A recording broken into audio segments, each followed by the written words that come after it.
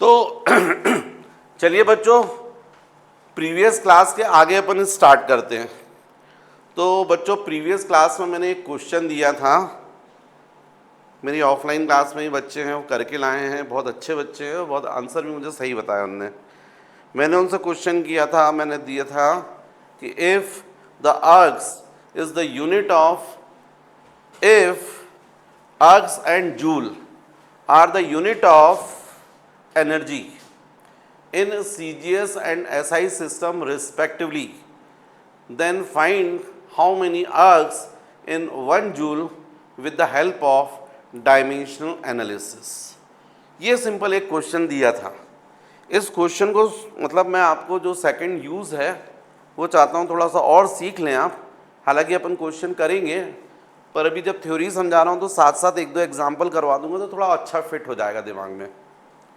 तो बच्चों, सिंपल सा क्वेश्चन मैंने बोला है कि मैंने फिजिकल क्वांटिटी जो आप सिलेक्ट की है, फिजिकल क्वांटिटी, वो क्वांटिटी मैं क्या बोल रहा हूं, बोलो, एनर्जी। और इस एनर्जी की यूनिट क्या बता रहा हूं, इन सीजीएस सिस्टम में क्या बता रहा हूं, आर्क्स, क्वेश्चन के हिसाब से। एसआई सिस्टम में क्या बता रहा हूं, जूल। और क्वेश्चन क्या है, how many arcs in 1 joule, ये क्वेश्चन है। अब मैंने जब यहां लिख दिया तो क्वेश्चन आप समझ गए। क्या दिया है क्वेश्चन में, if ergs and joules are the unit of energy in CGS and SI system respectively, then find with the help of dimensional analysis how many ergs in 1 joule. तो बच्चों, ऐसे क्वेश्चन को अपन डायमेंशनल एनालिसिस से solve कर सकते हैं। मान लीजिए ये क्वेश्चन है, तो मैंने पिछली क्लास में फोर्स से रिलेटेड बताया था, अब मैं एनर्जी से रिलेटेड बताता हूँ। तो आपको इसको भी सॉल्व करना है तो सेम मेथड। सबसे पहले क्या लिखना चाहिए, एनर्जी। और बच्चों, एनर्जी का डायमेंशनल फॉर्मूला जो है या तो आपको याद हो गया होगा, और नहीं याद हो तो जो पीछे अपने टेबल देखी थी उस टेबल से भी देख सकते हो। जब प्रीवियस वीडियो जो था उसमें देखिए ये हीट एनर्जी ml² T-2। पर इसके अलावा भी मैंने आपको एनर्जी अलग से बताया है। कौन से नंबर पर, ये देखिए 14 नंबर पर है। Energy means work done ml² T-2। तो आप यहाँ से देख सकते हैं, क्योंकि अभी डायमेंशनल फॉर्मूले आप लोग को याद नहीं है इसलिए अभी आप लोग देख सकते हैं। तो वहाँ से देख के डायमेंशनल फॉर्मूला लिख लीजिए, ml² T-2। कभी भी आपको जब न्यूमेरिकल वैल्यू का कन्वर्शन करना है एक सिस्टम से दूसरे सिस्टम में, तो पहला आपकी स्टेप होनी चाहिए कि जो फिजिकल क्वांटिटी है उसका क्या लिखना चाहिए, डायमेंशनल फॉर्मूला। उसके बाद जैसा मैंने सिखाया वैसा 2 कॉलम कर लो, और यदि नहीं करना आपको 2 कॉलम तो ऐसे भी कर सकते हो। क्या कर सकते हो, let numerical value in CGS system, क्या बोलोगे, N1, मास इन सीजीएस सिस्टम क्या बोलोगे, M1, और जो कि क्या हो जाएगी, ग्राम। लेंथ क्या बोलोगे इन सीजीएस सिस्टम, L1, तो centimetre. Time in CGS system T1 क्या होता है, सेकंड। लेकिन अपन को numerical value in CGS system तो क्या करना है, फाइंड करना है। तो N1 के सामने क्या जाएगा, क्वेश्चन मार्क। दूसरा, फिर न्यूमेरिकल वैल्यू इन एसआई सिस्टम, है ना, या फिर यहां पर कर सकते हैं, ऐसा भी कर सकते हैं, in SI system numerical value is equal to N2। और ये क्वेश्चन में कितनी दी है अपन को, 1, है ना। मास बोलो, M2 क्या होता है, kg। लेंथ बोलो बच्चों, L2 metre.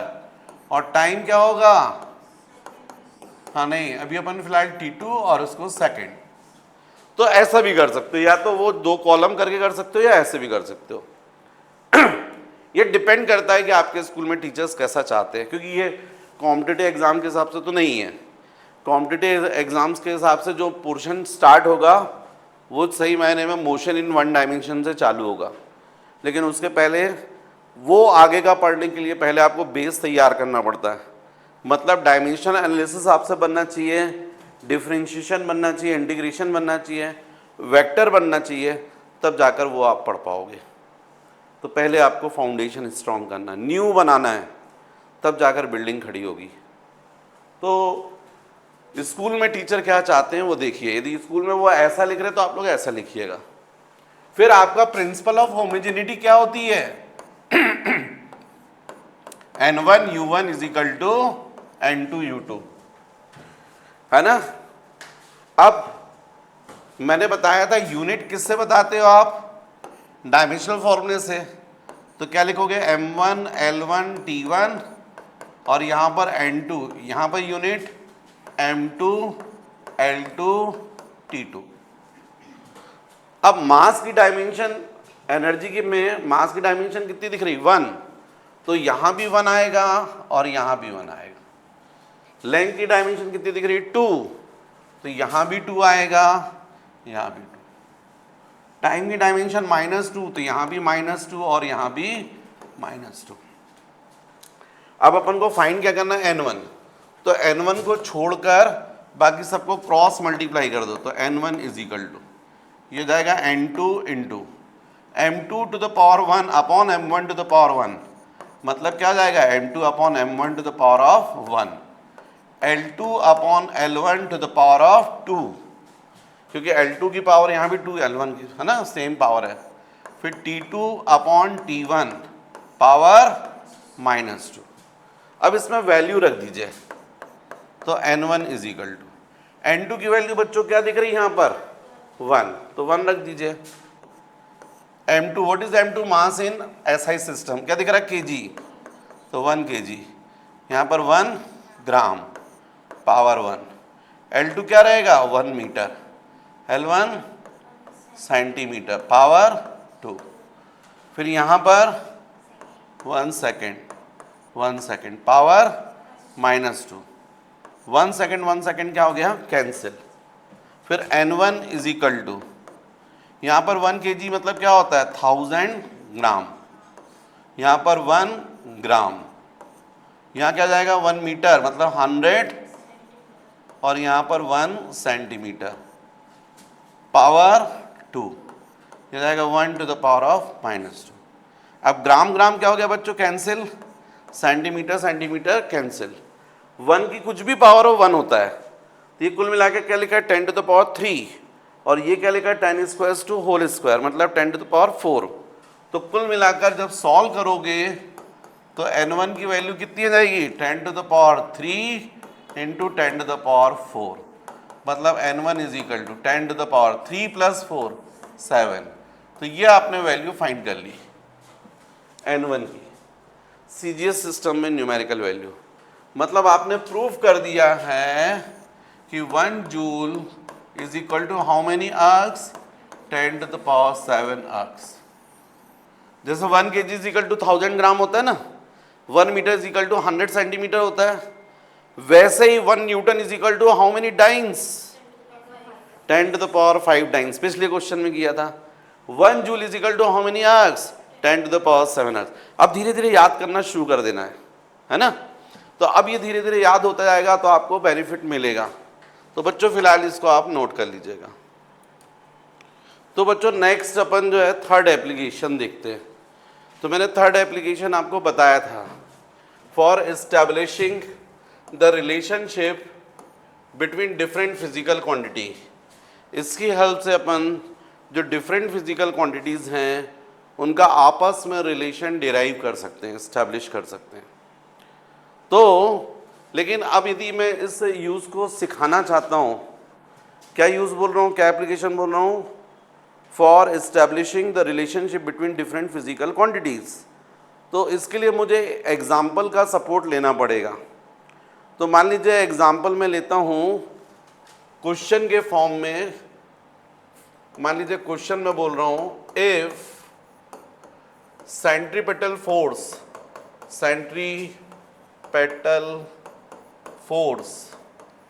F depends on, centripetal force का बच्चों एक्चुअल में फॉर्मूला होता है F is equal to mv²/r। जब मैं सर्कुलर मोशन चैप्टर पढ़ाऊंगा तब आएगा ये। जब कोई बॉडी सर्कुलर पाथ पर रिवॉल्व करती है ना, एक स्टोन को लेके आप रिवॉल्व करो, आप बांध लीजिए, थ्रेड से बांध देते हैं और उसको सर्कुलर पाथ पे यहाँ से पकड़कर आप ऐसे रिवॉल्व करवाते हैं, तो एक फोर्स लगता है उस पर टुवर्ड सेंटर, उसको बोलते हैं सेंट्रीपेटल फोर्स। जैसे सन के अराउंड अर्थ रिवॉल्व कर रही है, तो जो अर्थ है उसके ऊपर ये सन जो है वो क्या लगाता है, ग्रेविटेशनल फोर्स खींचता है, लेकिन ये ग्रेविटेशनल फोर्स पूरा कन्वर्ट हो जाता है रिक्वायर्ड सेंट्रीपेटल फोर्स में, और सेंट्रीपेटल फोर्स के कारण कोई भी बॉडी जो रहती है वो रिवॉल्व करने लगती है, यहाँ जाती नहीं है। कोई बॉडी मान लीजिए सर्कुलर पाथ पर रिवॉल्व करती है तो उसको एक मिनिमम फोर्स जरूरी होता है, उसको बोलते हैं सेंट्रीपेटल फोर्स। अब वो मान लीजिए फॉर एग्जांपल 10 न्यूटन का है और अर्थ के ऊपर सन जो लगा रहा है वो ग्रेविटेशनल फोर्स भी 10 है। अब वो 10 पूरा किस में बदल गया, सेंट्रीपेटल में, तो अर्थ क्या कर रही है, इसलिए रिवॉल्व कर रही है, इसलिए सन की तरफ नहीं जा रही है। तो ये पूरा अपन सर्कुलर मोशन में डिटेल में पढ़ेंगे, तब आपको ज़्यादा क्लियर होगा। अभी केवल इतनी सी बात है कि ये सेंट्रीपेटल फोर्स जो है वो किस पर डिपेंड करता है, तो जो बॉडी रिवॉल्व कर रही है उसके मास पर डिपेंड करता है, वेलोसिटी पर, और इस सर्कुलर पाथ के रेडियस पर। तो मैंने तुमको ये फॉर्मूला बता दिया है, ये जब अपन सर्कुलर मोशन चैप्टर पढ़ेंगे तो वहाँ डिराइव भी करेंगे, पर अभी मान लीजिए ये फॉर्मूला आपको नहीं पता, केवल क्वेश्चन में ये बोला गया है कि जो सेंट्रीपेटल फोर्स है वो किन किन पर डिपेंड करता है, डिपेंड्स ऑन, फर्स्ट किस पर, मास पर, सेकंड किस पर, वेलोसिटी पर, और थर्ड किस पर, रेडियस पर। और आपसे बोला जा रहा है कि चलिए फोर्स के लिए जो रिलेशन है इनसे वो डिराइव कीजिए, तो आप जो है वो डिराइव कर सकते हैं। अभी मैंने बच्चों पूरा क्वेश्चन नहीं लिखा, पर जब अपन क्वेश्चंस अभी न्यूमेरिकल्स करेंगे तो यहाँ क्वेश्चंस मैं डिस्प्ले करूँगा, पर सिंपल सा क्वेश्चन है, if the body revolves on circular path then it feels centripetal force F. It is depends on mass of a body, velocity of a body, and radius of a circular path. Then derive the relation for F centripetal force. अब ये question है, तो अब हमको नहीं पता, अभी मैंने आपको भले ही बता दिया है पर आप भूल जाइए कि आपको रिलेशन पता है। अब जो रिलेशन मैंने बताया था वो डिराइव होना चाहिए, पर अभी जानकारी में नहीं है अपन को, मान लीजिए, तो अपन क्या करते हैं, let F is directly proportional to m to the power a, v to the power b and r to the power c। ऐसा हम अज्यूम करते हैं, क्योंकि हमको नहीं मालूम मास के ऊपर कितनी पावर है, हमको नहीं मालूम वेलोसिटी के ऊपर कितनी पावर है, हमको नहीं मालूम रेडियस के ऊपर कितनी पावर है। तो हमने फिलहाल क्या किया, लेट फोर्स, क्योंकि फोर्स किस पर डिपेंड कर रहा है, m पर, v पर और r पर, तो let F is directly proportional to m to the power a, v to the power b and r to the power c। Mass की, वेलोसिटी की और रेडियस की हमने क्या कर लिया, डायमेंशन अज्यूम कर ली। अब हमको कुछ करके ए बी सी की वैल्यू निकाल लेना है, यदि वो वैल्यू आ जाएगी तो रिलेशन आ जाएगा। तो हम लोग को ये स्टेप करने के बाद नेक्स्ट स्टेप ऐसा करना चाहिए,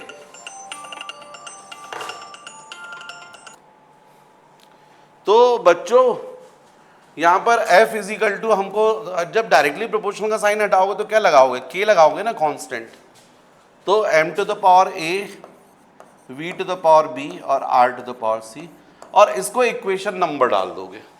ये स्टेप रट लो। हमको यदि क्वेश्चन में दिया है कि F जो भी फिजिकल क्वांटिटी का रिलेशन डिराइव करना है, जैसे इसमें F का करना है, तो F जिन पर डिपेंड कर रहा है पहले उनके आप डायमेंशन अज्यूम कर लीजिए डायरेक्टली प्रोपोर्शनल साइन लगाकर, और फिर इक्वल कर दीजिए K से और उसको इक्वेशन नंबर डाल दीजिए। ये मेथड है।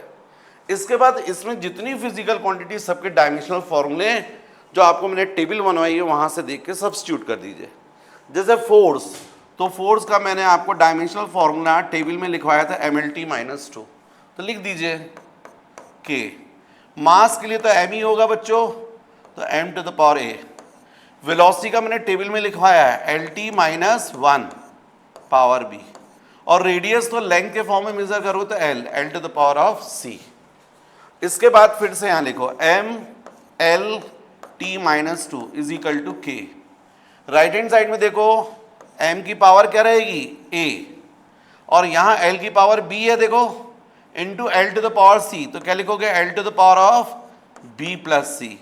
क्योंकि कभी भी हम लोग जब मल्टीप्लाई करते हैं x⁻m इंटू x⁻n, तो क्या होता है x⁻ क्या होता है m+n। कभी भी मल्टीप्लाई करी थी बेस यदि सेम है तो पावर क्या हो जाती है, ऐड हो जाती है। तो यहाँ L⁻b है इंटू L⁻c है, तो क्या हो जाएगा L⁻b+c। फिर यहाँ t⁻ देखो, t की पावर -1 इंटू b का कितना हो जाएगा -b। ये भी तुम लोगों को पता होगा x⁻m⁴n क्या होता है x⁻m⁴n, पावर मल्टीप्लाई कर लेते हैं। तो ये कर लिया अपन ने। अब बच्चों आपको कुछ नहीं करना है, लेफ्ट हैंड साइड और राइट हैंड साइड चूंकि इक्वल साइन है तो जो डायमेंशन यहाँ मास की होगी वही इसकी होगी। तो यहाँ पर मास की डायमेंशन क्या दिख रही है a, और यहाँ मास की डायमेंशन कितनी दिख रही है 1, तो क्या बोलोगे a इज इक्वल टू 1। देखो एक वैल्यू निकल आई। फिर देखो L⁻ कितना दिख रहा है b+c, और यहाँ L की पावर कितनी दिख रही है 1, तो क्या लिखोगे b+c इज इक्वल टू 1। फिर देखो t की पावर कितनी दिख रही है -b, और यहाँ t की पावर कितनी दिख रही है -2, तो क्या लिखोगे -b इज इक्वल टू -2। तो ये कैंसिल हो जाएगा और b की वैल्यू हो जाएगी 2। तो आपने a निकाल लिया, b निकाल लिया।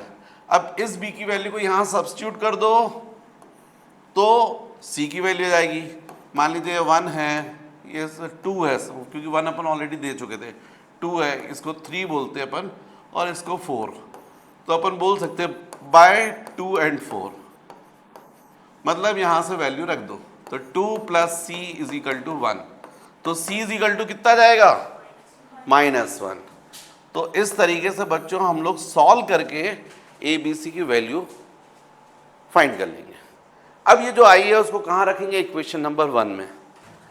देयरफॉर बाय इक्वेशन 1, तो f is equal to k m⁻ a मतलब 1, v⁻b 2, और r⁻c -1। मतलब हमारा रिलेशन आ गया f is equal to k mv²/r। तो बच्चों जो मैंने रिलेशन बताया था आपको वही रिलेशन आया है mv²/r। f का m के साथ क्या रिलेशन है, डायरेक्टली प्रोपोर्शनल। f का v के साथ क्या रिलेशन है, डायरेक्टली प्रोपोर्शनल टू v², और f का r के साथ क्या रिलेशन दिख रहा, इनवर्सली प्रोपोर्शनल टू r। तो इस तरीके से हमने f का m, v और r के साथ में रिलेशन डिराइव कर लिया।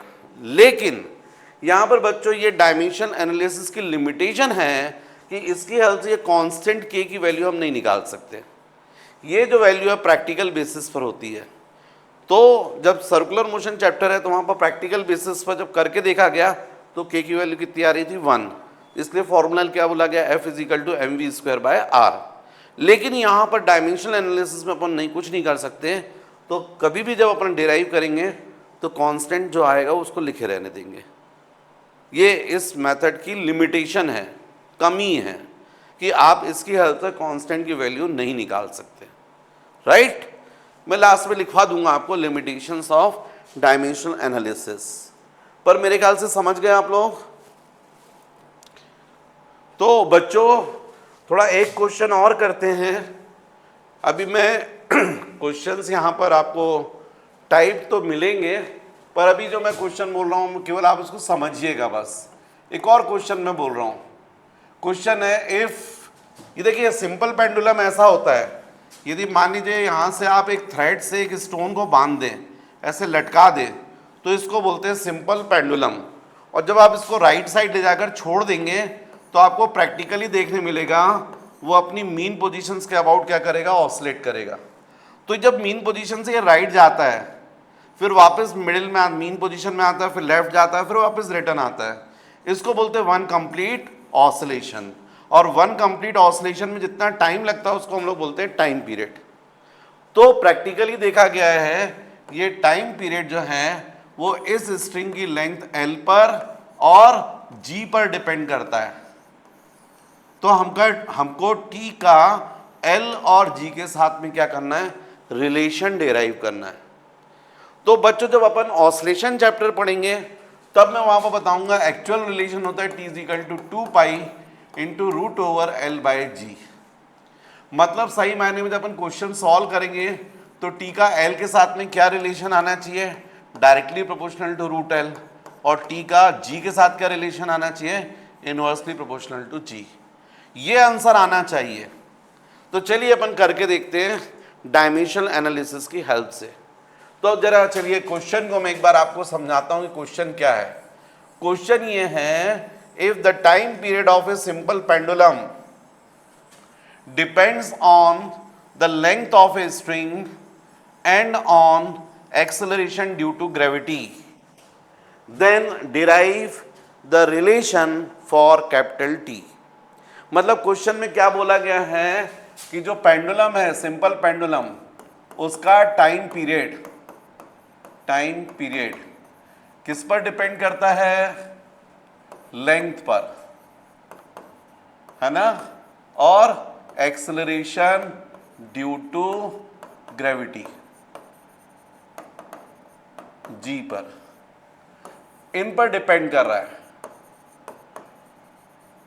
तो हमको T का L और G के साथ में रिलेशन डिराइव करना, यह क्वेश्चन है। If the time period of a simple pendulum capital T depends on length of a string small n L and on acceleration due to gravity small g, then derive the relation for capital T with the help of dimensional analysis।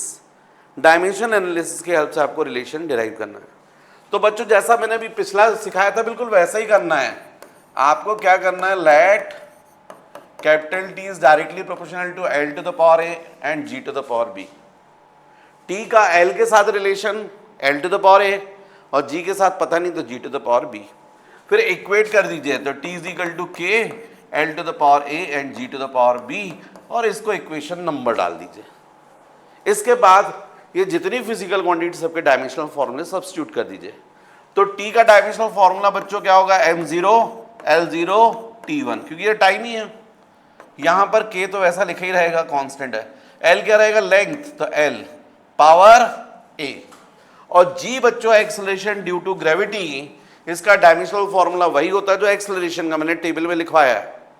कौन से number पर, Excel है 19 number पर। बच्चों ये लड़की ने मेरे को बताया कि सर 19 नंबर पर आपने लिखवाया है, तो चलिए एक बार चेक कर लेते हैं। हाँ ये देखिए 19 नंबर पर ठीक बता रही है, 19 नंबर पर है।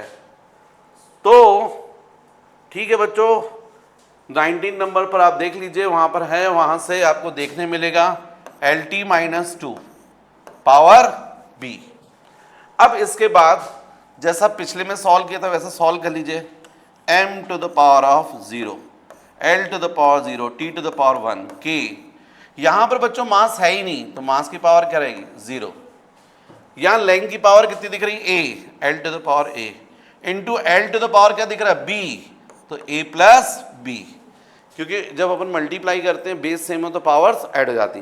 तो L to the power A into L to the power B means L to the power of A plus B, और T की पावर कितनी दिख रही है, -2B।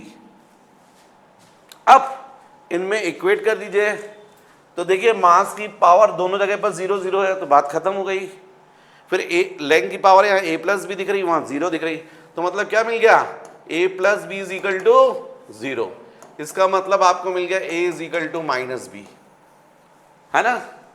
वैसे देखो t की पावर कितनी दिख रही है, -2b, और यहाँ पर t की पावर कितनी दिख रही है, 1। तो क्या बोलोगे, -2b इज इक्वल टू 1, इसका मतलब b is equal to what, -1/2। b की वैल्यू आ गई। जब b की वैल्यू -½ आ गई तो a की वैल्यू क्या होगी, -½ माइनस प्लस, तो इसका मतलब a की वैल्यू क्या आ गई, a इज इक्वल टू +½ समझ रहे हैं ना बच्चों। तो जब आपको a पता चल गया, b पता चल गया, तो इनकी वैल्यू कहाँ रख दोगे, इक्वेशन नंबर 1 में। तो क्या लिखोगे, by 1 t is equal to k l to the power half g to the power -½ इसका मतलब t is equal to k l to the power 1/2 upon g to the power 1/2, मतलब t is equal to k into l upon g to the power 1/2। Finally क्या relation मिला, t is equal to k into √L/g। मतलब आपके सामने t is directly proportional to √L and t is inversely proportional to √g। लेकिन k की value आप नहीं निकाल सकते, ये डायमेंशन एनालिसिस की लिमिटेशन है कि इसकी हेल्प से हम लोग जो कॉन्स्टेंट्स होते हैं उसकी वैल्यू फाइंड नहीं कर सकते, राइट। तो बच्चों कॉपी कर लीजिए। तो बच्चों अपन नेक्स्ट 4th यूज देखते हैं, लास्ट यूज। इसका लास्ट यूज 4th यूज ये है for checking the correctness of the results. हम डायमेंशन एनालिसिस की हेल्प से किसी भी फॉर्मूले की करेक्टनेस को चेक कर सकते हैं। अब यदि मैं आपको चेक करने के लिए बोलूँ तो ज़्यादा अच्छा है कि जो अपन ने 2 एग्जाम्पल दिए उन्हीं को सबसे पहले चेक कर लें। तो अभी अपन ने जो 2 एग्जाम्पल लिए हैं उन्हीं को चेक करते हैं। मैं आपको 4th यूज क्या वो बता रहा हूँ, for checking the correctness of the results, for checking the correctness of results, किसी भी रिजल्ट्स की करेक्टनेस को अपन चेक कर सकते हैं। तो अपन एग्जांपल वही लेते हैं, f is equal to mv² upon r और t is equal to 2π into √L/g। इनको चेक कीजिए। अभी तो अपन क्वेश्चंस करेंगे उसमें क्लियर लिखा रहेगा, पर समझाने के लिए मान लीजिए ऐसा क्वेश्चन है, check the following results with the help of dimensional analysis where the symbol have usual meaning. मतलब ये सिंबल जो है इनका मीनिंग आपको पता है, जो जनरली आप लोग पता है। तो आप चूंकि पढ़ चुके तो आप समझ ही गए, एफ जो है फोर्स है, एम मतलब मास है, वी मतलब वेलोसिटी, आर मतलब रेडियस, यहाँ पर टी मतलब टाइम पीरियड, ये एल और ये जी। तो चलिए अपन चेक करते हैं। तो बहुत सिंपल है बच्चों। जैसे फर्स्ट है, इसकी करेक्टनेस चेक करना है फर्स्ट की। तो फर्स्ट में अपन पहले लेफ्ट हैंड साइड लिखो। तो लेफ्ट हैंड साइड में क्या लिखा है, फोर्स। फोर्स का आप डायमेंशनल फॉर्मूला टेबल से निकालो, देखो mLT-2। फिर राइट हैंड साइड लिखो। राइट हैंड साइड में क्या दिख रहा है, mv²/r। अब इसमें सब डायमेंशनल फॉर्मूले सब्स्टिट्यूट कर दो। तो मास के लिए क्या होगा m, वेलोसिटी का क्या होता है LT-1², रेडियस किस में मेजर करोगे, लेंथ के फॉर्म में। तो यदि आपको डायमेंशनल फॉर्मूला नहीं पता तो आप अपनी टेबल से देख लीजिएगा और इसमें सब्स्टिट्यूट कर दीजिए। अब इसको सॉल्व करो। तो न्यूमरेटर में क्या आया, देखो mL²T-2 upon l, LL cancel, mLT-2 मतलब LHS is equal to RHS। इसका मतलब जो गिवन रिलेशन है वो कैसा है, करेक्ट है। तो एक तो ये चेक हो गया। अब जैसे मान लीजिए सेकंड चेक करना है आपको, तो सेकंड, तो उसमें सेकंड का भी लेफ्ट हैंड साइड ले लीजिए। तो क्या लिखा हुआ है t, तो t का डायमेंशनल फॉर्मूला क्या लिखोगे, m0L0T1 टाइम के लिए। अब right hand side, right hand side पर क्या लिखा है 2π इंटू √L/g। अब 2π को तो निगलेक्ट कर दीजिए क्योंकि न्यूमेरिकल वैल्यू है ना वो, तो 2 इंटू 3.14, उसको थोड़ी mLT के फॉर्म में आप लिख सकते हो। तो हम लोग केवल डायमेंशनल फॉर्मूले चेक करना है। यदि लेफ्ट हैंड साइड और राइट हैंड साइड दोनों के डायमेंशनल फॉर्मूले सेम है, इसका मतलब रिलेशन करेक्ट है। तो 2π को निगलेक्ट कर दो, रूट L की जगह क्या लिखोगे L, और G का क्या होता है LT-2, acceleration due to gravity. इसका डायमेंशनल फॉर्मूला वही होता है जो एक्सेलरेशन का टेबल में है आपका। अब यहां से एल एल क्या हो गया, कैंसिल, तो जाएगा रूट ओवर 1/t-2 को क्या लिख सकते हो, टी स्क्वायर। टी स्क्वायर मतलब क्या हुआ, टी। इसका मतलब क्या आ गया, LHS is equal to RHS। Left hand side पे भी टी और राइट हैंड साइड पे भी टी। इसका मतलब ये रिलेशन भी कैसा है, करेक्ट है। समझ गए बच्चों? तो ये अपना डायमेंशनल एनालिसिस जो है कंप्लीट अपन नेक्स्ट क्लास में क्या करेंगे, इसके नेक्स्ट लेक्चर में अपन इसके क्वेश्चंस करेंगे। बहुत मज़ा आएगा। जो आपने पढ़ा है, जो आपने सीखा है, उससे आपको क्वेश्चंस बनने लग जाएंगे तो मज़ा आएगा, राइट?